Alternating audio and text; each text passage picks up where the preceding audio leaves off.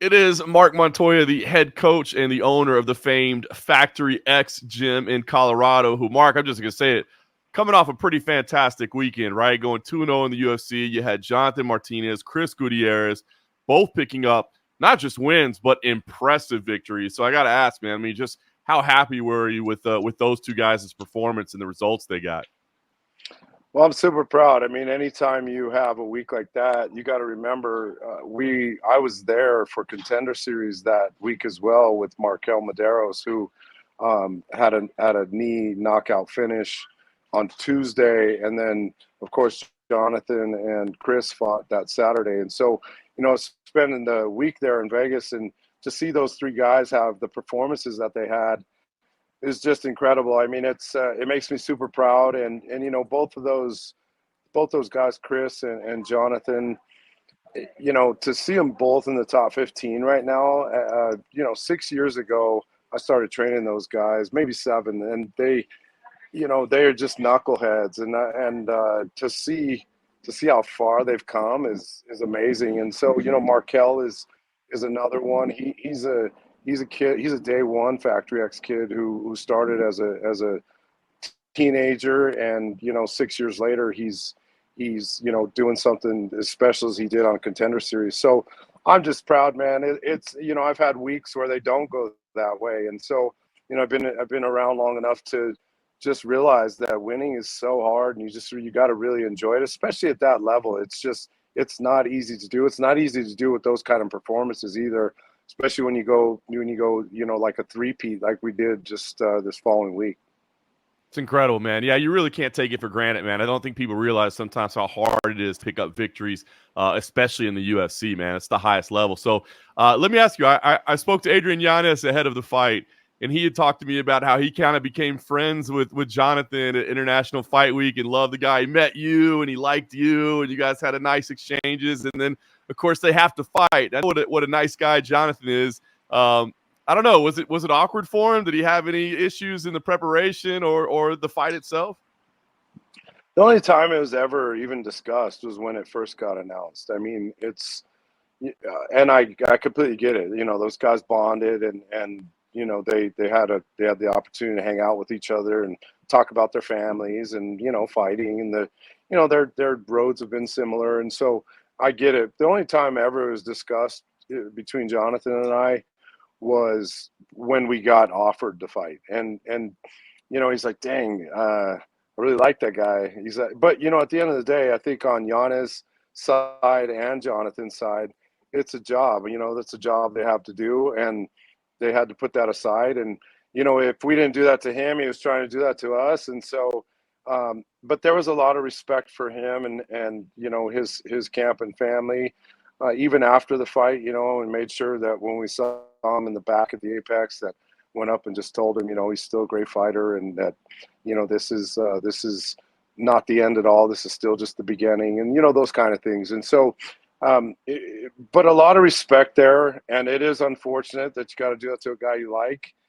But fighting's so brutal, man. It's just it just that it's not fair, but it's just the job. And so, but that was really the only time it was discussed, and I think they both had to get focused and say, okay, this is the task at hand. Yeah, they both handled it with class, for sure. And like you said, man, Adrian's got some great days ahead of him as well. But Jonathan is the one climbing the ranks right now. Looked phenomenal. I mean, the guy just keeps getting better and better. I've been a fan for some time, but he turns his performance.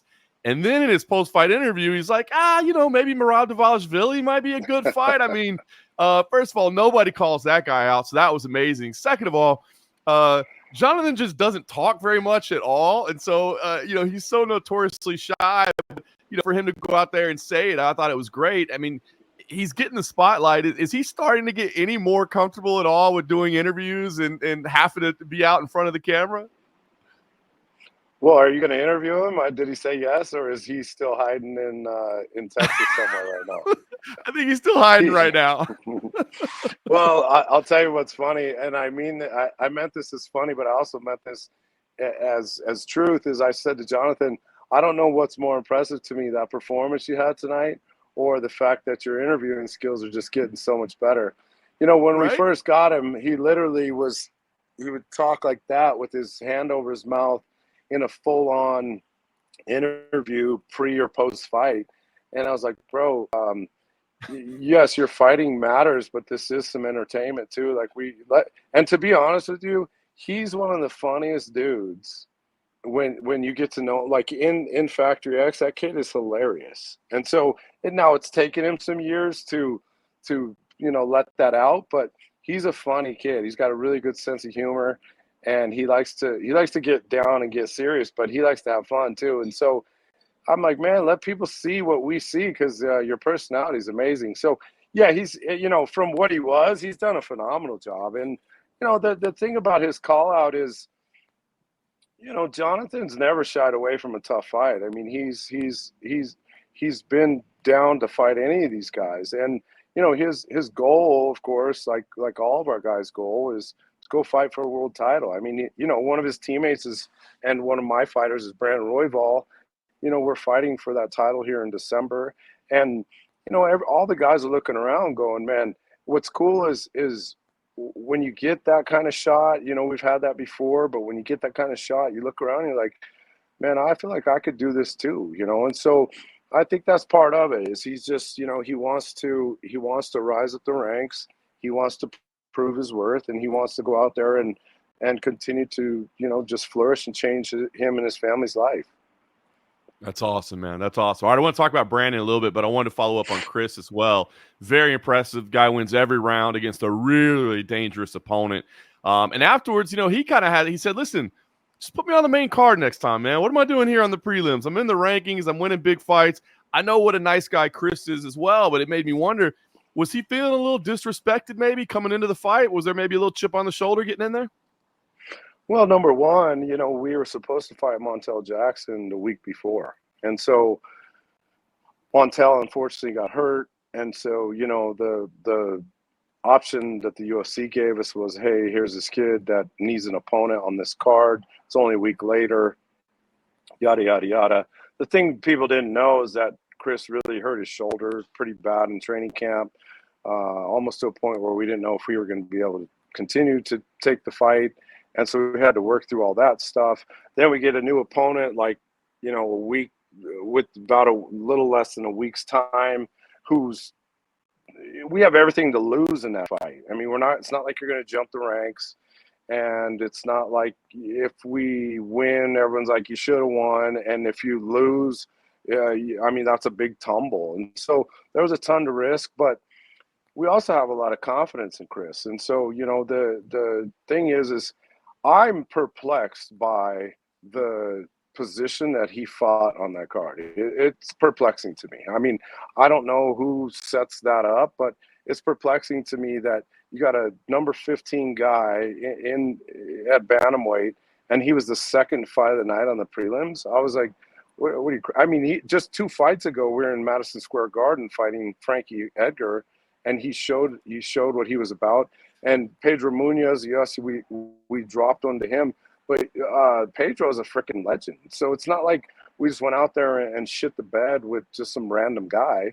And so to do that is, yeah, it feels disrespectful. I don't know if he's going to say that, but I'll say it for him. It feels really disrespectful. I mean, the kid he's earned, not deserved, he's earned the right to continue to showcase what he's about and do it on the main card or the main stage of our sport. That is very well said. I think you laid out the case there, so hopefully that happens next time. Can't help but notice, obviously, the similarities between these two victories, right? Nasty leg kicks from both were at the source of it. I mean, they're friends. They train together. I got to ask, like, is this your teaching with these guys? Is it something that they both just kind of had naturally? Like, why are these two guys so dang effective with these leg kicks? Well, I would say to you that it's not just those two. I would say that it's part of our system. I would say that even prior to Jonathan or Chris being in the UFC, my first ever UFC fighter was Chris Camozzi. When he was a 185-pounder, he led his weight class in low kicks landed. And so it's something that has always been a part of our arsenal. It's something that we have built in our system. People like calf kicks are new. They're not new. It's just that they've been they've been highlighted on the largest stage, and so they seem new. And so, yeah, I would say, of course, they're good kickers. So I'm not trying to act like, that's only the system. That they absolutely, part of their game plan is to kick. And so, but that is something that absolutely we've taught and we continue to teach, and it's part of the arsenal. I mean, if you go look at our guys, whether like MarQuel Medros, you guys haven't seen a lot of yet, but that kid can do a lot of things well, and kicking's one of them. Yusuf Zalal, really good kicker. Brandon Royval, Dustin Jacoby, like those. If you go down the list of my guys, they all can kick well, and so that absolutely comes from our teaching and influence, but it also comes from them learning how to do that or having a background coming into it, and then making it apply to MMA. Well, it's certainly paying off. So last thing I'll ask you about those two guys, look, they're both in the rankings, right? They seem like they're really good friends, though, not just training partners. Have they talked at all, like what happens if the UFC tries to put them against each other at some point? No, we haven't talked about that. My team is a close team. We're not fighting each other. It's not happening. I don't care what we need to do. We'll figure it out. But those guys are really good friends. I mean, the reason Jonathan is with us is because Chris introduced me to Jonathan when he was fighting in Moncton. That was the first time I ever met Jonathan, was when he was making his UFC debut in Moncton. Ever since then, Jonathan and Chris have been training together. I've coached those guys. They're kind of like welded together, to be honest with you. Like through their path, it's crazy that they're in the top 15 at the same time. It's crazy that they've been in the UFC for 6 years together. It's just a lot of similarities. Their parents are from similar backgrounds and geographic areas, and so those guys are welded together. Those guys aren't fighting. I don't give a shit what anyone says. We'll figure that out. I want to see them both be really successful, and of course, rise and become champions. But at the end of the day, there's something to be said for having a real team and a real brother, and those guys are it. I love to hear you say that. I know sometimes fans and obviously the organization sometimes, people should fight each other. And there are guys, I mean, especially in the biggest gyms, right? There's guys that there's 50 dudes at practice. Like you rolled with them once. Like, what are you saying? You're not going to fight them. But when you have these bonds, these friendships like that, I don't think people necessarily understand how difficult it would be to then get into a fight. It's not a sport. You're not going to play a tennis match with them. You're not shooting hoops on each other, right? You're trying to cause physical harm to somebody that's your friend. So I like to hear you take that stance. Yeah, and it's not happening. I'm not on my watch. I'm not going to sit out. I'm not picking a side. They're both my boys, and they're going to be that way until I'm done or until they're done. And so, it's I don't care whose feathers that ruffles. It's not happening. That's just taking a stance on something is part of being a man, and that's the thing. It's like, nah, there's some things that need to be left alone, and that's something that would need to be left alone. I respect that. All right. You mentioned Brandon Royval earlier. Obviously, the title fight's coming up. We're about 2 months out at this point. I talked to him when it was all made official, and he did say, hey, coach told me to hang on a little bit. We got a long time till then. Let's dial it back a little bit. But where do we stand 2 months out? Is he, full on in camp now? Is it just cranking up? Where do we stand with his preparation? Yeah, we're really cranking it up. We're getting him prepared. Obviously, we're running through, game plans and drilling scenarios and all those things. He'll start hard sparring, this Friday, we'll hard spar and start all that. And so, the whole ramp up of that thing is such a fun thing, and it's you don't get to fight for a world title every day. And as a coach, I've been really blessed to be with guys and fight for many world titles, and win those and lose some of those. And so I've learned a lot through the years of how to do that. And the biggest thing that I've learned is just for these guys to enjoy this thing, because the thing about it is you can get very fixated on I just want to get into that cage and hold that belt, but there's a pretty empty feeling if that's what happens, even on a win. And I'll give you a quick example. Joe Warren was one of my longtime fighters and a 3-time Bellator world champion and a 2-time Greco world champ, you know. And so Joe and I had a long history together and fought a ton of those big title fights together. And we lost, or excuse me, we won more than we lost. But the first time Joe and I won a title together, I remember as a coach, all I could fixate on was, I want to hold that belt and I want to win a title. And we did that in Thackerville, Oklahoma. And I remember when we won the world title that night, you know, for an hour and a half, it was mayhem after the fight. And it was cool. And we grabbed the belt and it was, you know, and it was like a big accomplishment. But an hour and a half later, I remember I got to my hotel room and I was by myself, and I looked out the window into the sea of darkness in Thackerville, Oklahoma, and I was like, man, that was it. And an hour and a half later, it was done. And so what it taught me early on as a young coach was, you can't fixate solely on the task at the end. You got to enjoy a ton of the lead up to this thing. So every day right now, let's enjoy the hell out of this thing right now, and not just get solely fixated on, let's just hold the belt, because it'll be an empty feeling even on a win. And I've fucked that up, so I can speak on that. And so, you know, the titles I won after that, whether it was with Joe or other guys, I've really enjoyed it, and it's been way more fulfilling than that first one. And I had to learn the hard way. And so that's something, you know, that Brandon and I've talked a lot about. And you know, like today we had a great day of practice. He looked good. We worked our asses off, and he's going to be ready. I mean, he's going to be ready to go change his life, but we're going to enjoy today before we get there. That is awesome. That's so well said and great advice. And by the way, I didn't realize you were still on your own martial arts journey as well. Recently got your black belt. That's a pretty big deal. I did. Yeah, it is a big deal. I mean, it's you know what they say about the black belt. It's just, you know, I never quit. So, because it's a freaking hard journey. You know, and as a coach, not every coach is the way I am, but as a coach, I'm a very in the mix coach. You know, I train with my guys. I grapple with them, wrestle with them, strike with them. I do strength conditioning with them. I run with them. Like, you know, I train just like they train. Of course, coaching is my job, but I train with them constantly, and I continue to grow and evolve as a martial artist, because I feel like if I stop learning, we stop learning. And so, and not every coach has that approach, and that's not wrong. It's just the way I've done it. And yeah, man, I mean, I come from a striking background, and so to get into jiu-jitsu years and years ago was a very scary proposition, because in the striking side, I was superior heads and tails above my athletes. On the ground side, I wasn't, and so I remember when I was like, man, I need to learn this, because I don't want to be I don't want to be a position coach. I want to be a head MMA coach.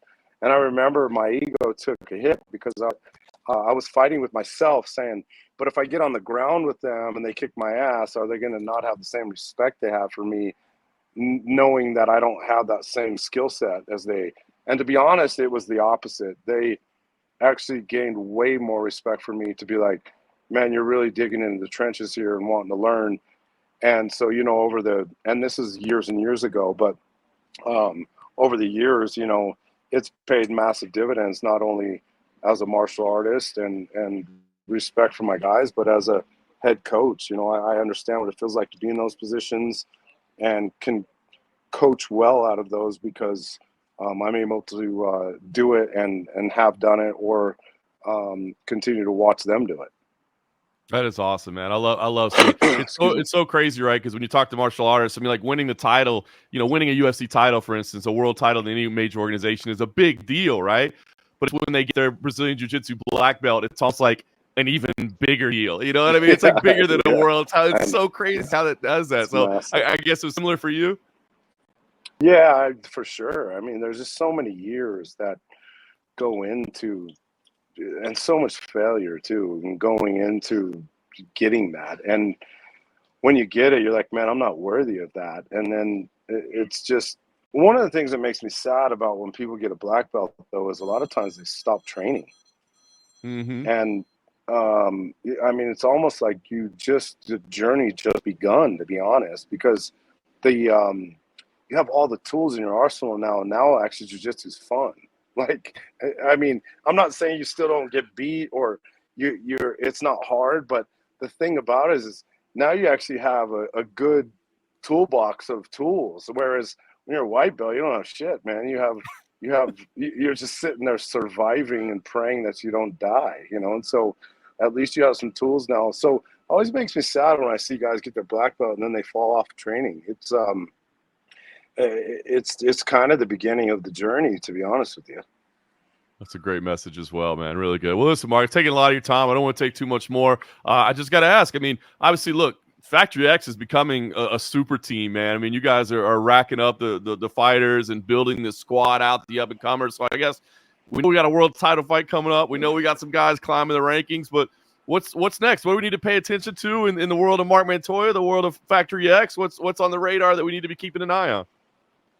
Well, these guys have been doing this for a long time. I mean, the rapper Xzibit said, being underrated gave you time to create, and I think that speaks volumes. These guys have stayed in the grind. We know how good we are. We know how good our products are. We know how good our team camaraderie and culture is, and it's we don't just take everybody in on a team like that, and not that that's not a model to use, because some gyms have been very successful doing that. But I take a lot of pride in, I like to build fighters, and it takes a long time. And that's one of the reasons why I would say we've been underrated, is because I don't take in just, an established fighter consistently. I like to build guys. Culture to me is the number one thing. And so nobody's above the culture that I started, and then these guys have carried on. And so it takes the right person to do that. And these guys, to build a fighter is so satisfying. It's like to watch MarQuel Medros, train him as a teenager in the open class, and then watch him become a UFC fighter.